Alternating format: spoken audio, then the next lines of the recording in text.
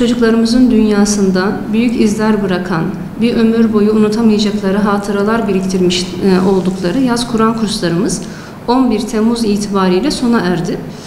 6 hafta devam etmiş olan kurslarımıza Mardin genelinde yoğun bir ilgi oldu.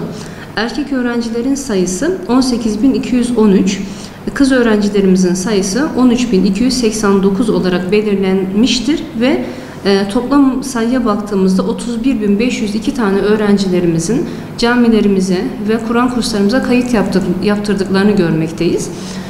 Mardin'deki çocuk sayısı oranına baktığımızda tabii ki bütün öğrencilere, bütün çocuklara ulaşmasak da bu sayıda büyük bir sayıyı, büyük bir rakamı oluşturmakta hamdolsun.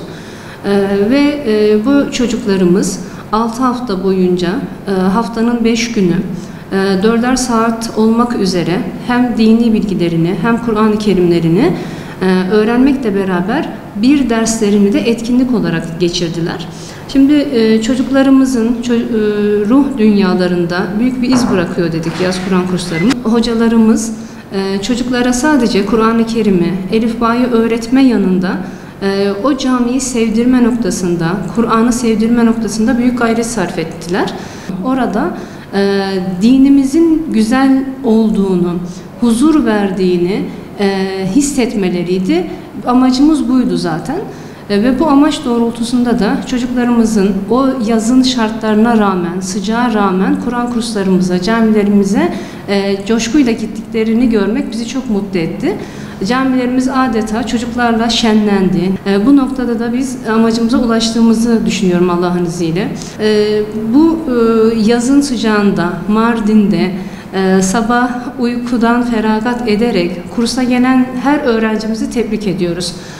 Çocuklarımızın hepsi Kur'an-ı Kerim'e geçmemiş olabilir. Çünkü bir çocuğun kapasitesi farklı olabilir, derse devamı farklı olabilir. Önemli olan orada harfleri tanıması, yüce bir kitabımızın olduğunu bilmeleri ve gelinecek bir yerimizin olduğu, öğrenmemiz gereken bir dinimizin olduğunu bilmeleriydi. Şu an kurslarımız bitti. 6 hafta devam eden kurslarımız bitti. Bir sonraki yaz Kur'an kursuna kadar bu çocuklarımız ne yapacaklar? Hepimizin sorduğu bir soru var. Hepimizin rahatsız olduğu ya da şöyle ifade edelim, yakındığı bir konu var. Kur'an-ı Kerim'e yaz kursunda geçtim, bir sonraki yaz kursuna kadar geri unutmuş oldum diye öğrenciler de, veliler de bu konuda yakınıyorlar. Bunun için de bizim prensibimiz şu olmalı: yaz Kur'an kurslarında öğrenmiş oldukları bilgileri biz evlerimizde takviye etmek durumundayız. Bunun için de yine anne babalara büyük rol düşüyor. Şimdi Kur'an-ı Kerim'e geçen bir çocuk böyle büyük partilerle, böyle kutlamalarla o çocuğun Kur'an-ı Kerim'e geçtiği programlar düzenleniyor. O sevinci yaşıyor çocuk, Kur'an-ı Kerim'i öğreniyor ama eline almadığında unutacaktır.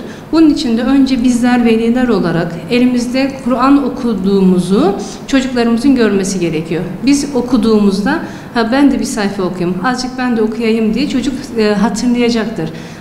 Bizi gördüğü takdirde daha çok hatırlayacaktır.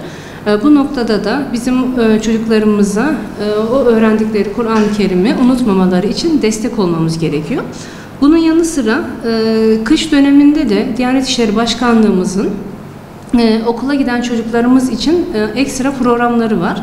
Hafta sonu Kur'an-ı Kerim'i öğrenmek isteyen, dini bilgileri öğrenmek isteyen öğrencilerimiz için de bizler kurslar açabiliyoruz. Bu noktada mesela 8. sınıftır çocuk, LGS'ye hazırlanacaktır, kabul ediyoruz ama daha küçük yaştaki çocuklarımız Kur'an-ı Kerim öğrenebilirler hafta sonunda. Bu imkana da sahipler. Bunu da ben hatırlatmak istedim.